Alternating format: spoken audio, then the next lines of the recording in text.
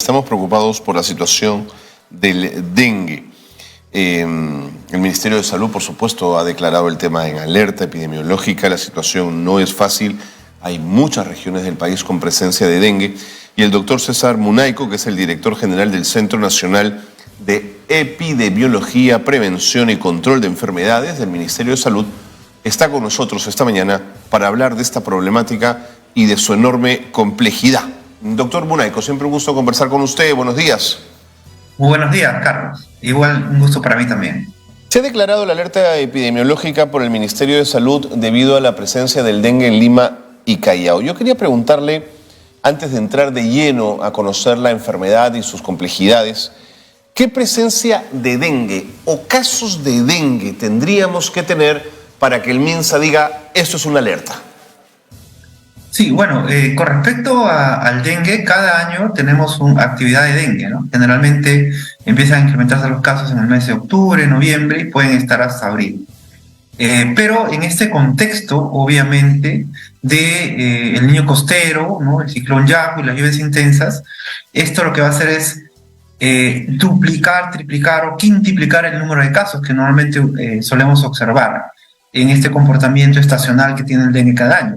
Entonces es por eso que el Ministerio de Salud desde el año pasado viene trabajando desde octubre, cuando se emitió la primera alerta, y también se empezaron a trabajar con las regiones para evitar obviamente el impacto de este efecto del clima, ¿no? Claro.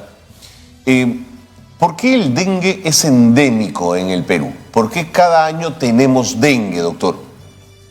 Así es, porque desde el año más o menos 90, 91, el mosquito Aedes aegypti reingresó nuevamente al país, ¿no?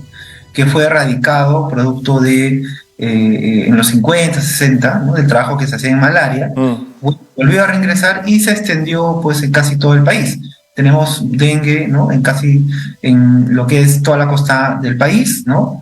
Tenemos dengue también en la zona de la Amazonía, ¿no?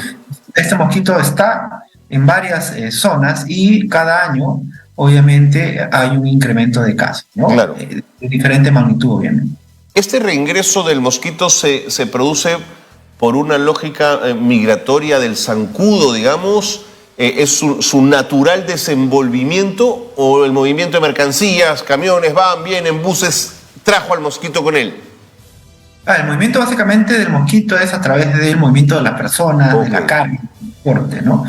Eso ha hecho que se reintroduzca este mosquito nuevamente en el país y, bueno, esté presente en un número importante de distritos. De acuerdo. ¿Qué temperatura es ideal para el mosquito? Sí, este mosquito por encima de los 20 grados, ¿no? Y cada vez que se incrementa un grado más, la capacidad del mosquito para reproducirse, ¿no? Y para generar infección es mucho mayor, ¿no? Mientras más alta sea la temperatura, ¿no? 25, 26, 27 grados, es un lugar favorable para el mosquito. ¿La pupa del mosquito puede vivir a bajas temperaturas o también necesita 20 o más? No, generalmente la temperatura ideal es 20 grados, ¿no? Y conforme aumenta la temperatura, el mosquito se desarrolla más rápido y, por ejemplo, hay un punto importante, ¿no? El mosquito cuando pica a una persona infectada, ¿no? Después de que pica no se vuelve infeccioso, tiene que pasar un tiempo. Y ese tiempo en esas temperaturas ideales se acorta, ¿no? Y por eso que el mosquito, que no vive mucho, ¿no? Al acortarse ese tiempo puede picar a más personas. Entiendo. Siempre desde el Ministerio de Salud han advertido que este mosquito busca el agua limpia y que eso nos obliga siempre a limpiar los envases, los depósitos donde ha habido agua. ¿Esto es así, doctor Munayco? Así es, el mosquito le gusta el agua limpia, ¿no? Y los factores que hacen que este mosquito pueda reproducirse son diversos, ¿no? Por ejemplo, en la costa del país, en Lima, por ejemplo, o en Ica, donde no llueve mucho, el principal problema es el almacenamiento de agua, ¿no? La población tiene agua 24 horas y tiene que almacenar. Entonces, por eso es importante el almacenamiento correcto, ¿no?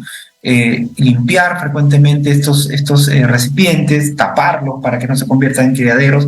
Pero por otro lado también están algunas cosas importantes como el mosquito también busca, por ejemplo, los floreros, ¿no? Tanto en los cementerios como en las casas. Claro. En las casas tenemos flores, no es recomendable tener flores, o si tienen flores, echarle arena, ¿no? Para evitar que haya una gran cantidad de agua que los mosquitos puedan usar para crear un criadero. ¿Hay que ser un experto en mosquitos para darse cuenta cuál es el Aedes aegypti o es claramente reconocible?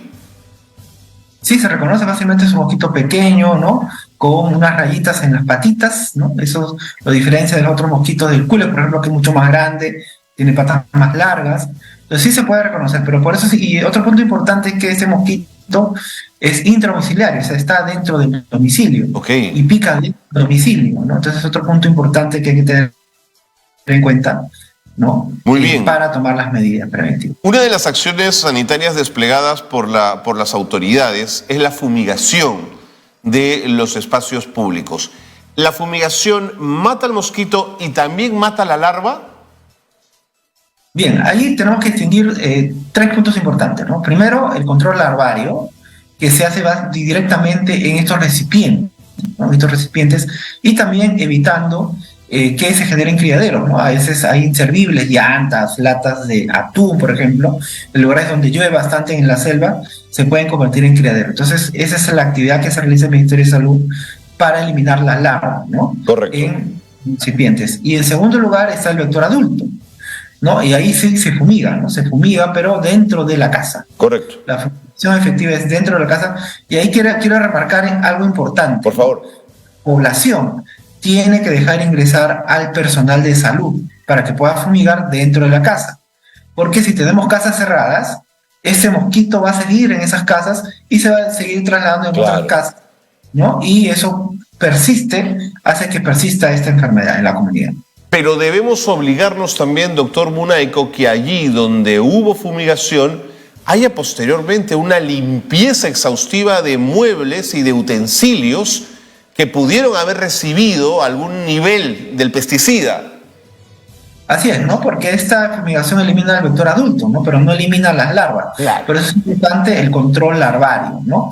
Y ahí el personal de salud realiza estas dos actividades y ahí necesitamos la cooperación de la población, ¿no? De acuerdo. Porque se hacen las intervenciones y las personas no abren su vivienda, ¿no? Es verdad. Eso hace que el mosquito siga viviendo y siga manteniendo los casos de dengue en estas zonas. De acuerdo.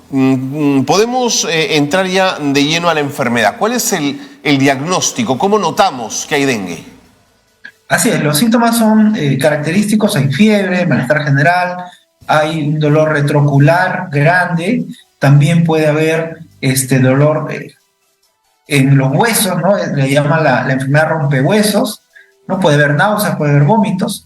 En general, la mayor parte de casos, ¿no? Son sin signos de alarma, pasa el cuadro clínico en 7 días y no hay ningún problema, pero sí hay un grupo de personas, ¿no? Más o menos un 8% o un 0.2% que pueden presentar casos graves, ¿no? Por eso es importante reconocer los signos de alarma. ¿Deja secuelas el dengue? En general no, se recupera salvo que el paciente está en UCI y que pueda tener alguna complicación motivo de ese UCI, ¿no? Doctor, ¿por qué existen vacunas contra otras enfermedades transmitidas por mosquitos como la malaria o la fiebre amarilla, ¿no es cierto? El paludismo, quiero decir. Y contra el dengue, lo que hay a nivel de vacunas tiene coberturas tan bajas. Sí, bueno, hay vacunas contra el dengue, obviamente todavía se sigue investigando sobre estas vacunas. Igual el Ministerio de Salud sigue evaluando, ¿no? La posibilidad de que poder introducir vacunas, obviamente en función a la evidencia científica que se vaya produciendo sobre este tema. Claro, porque si en el caso de la pandemia, de la pandemia del COVID-19, la vacuna fue clave para ir acotando la enfermedad, de ir arrinconándola, de pronto en el caso del dengue, con mirada de futuro le planteo esta duda, ¿valdría la pena una agresiva vacunación para el dengue?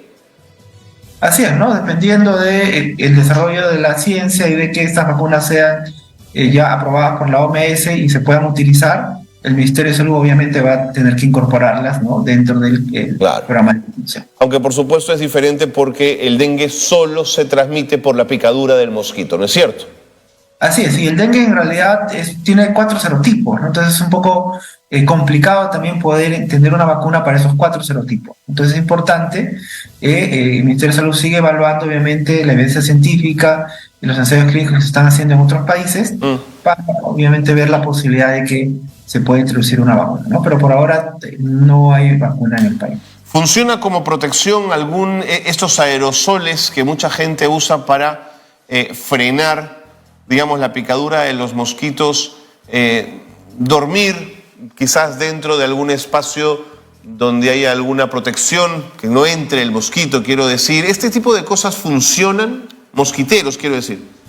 Sí, así es, ¿no? En los lugares de la selva donde hay bastantes mosquitos se usan mosquiteros, por ejemplo, para protegerse. También los repelentes ayudan, ¿no? Pero es importante las medidas preventivas, ¿no? Evitar tener criaderos en la casa. Claro, ¿no? claro. Esa es la más importante, doctor. Así es. Manejar el agua adecuadamente, ¿no? Esas cosas son fundamentales. Claro. Ahora, termino con esto. También debe haber una relación directa en hogares donde no hay agua que circula, sino agua que está emposada, o sea, que no tienen acceso a agua y desagüe. La posibilidad de dengue debe ser mayor.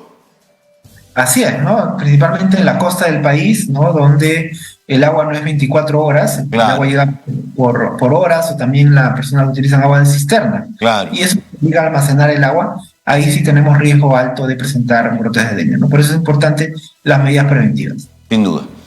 Doctor Munaico, siempre usted tan claro. Gracias por habernos acompañado, gracias por habernos explicado estos elementos relacionados al dengue. Muchas gracias. Gracias, Carlos. Buenos días. César Munaico es el director general del Centro Nacional de Epidemiología, Prevención y Control de Enfermedades del MINSA. Parece mentira, pero a veces en los techos se acumula pequeña cantidad de agua, ¿no es cierto? En alguna llanta, en algún balde, en algún repositorio que se nos ha quedado allí. El tema de los floreros no es un tema menor. En los cementerios, por ejemplo, usar arena húmeda en vez de usar agua como tal. Siempre esas recomendaciones hay que seguirlas, porque además en fenómenos como los del Niño, que vamos a vivir de forma más fuerte cada vez hacia diciembre, la presencia de altas temperaturas va a ser mayor y por ende la temperatura permitirá la presencia del mosquito, justamente del vector que transmite el dengue.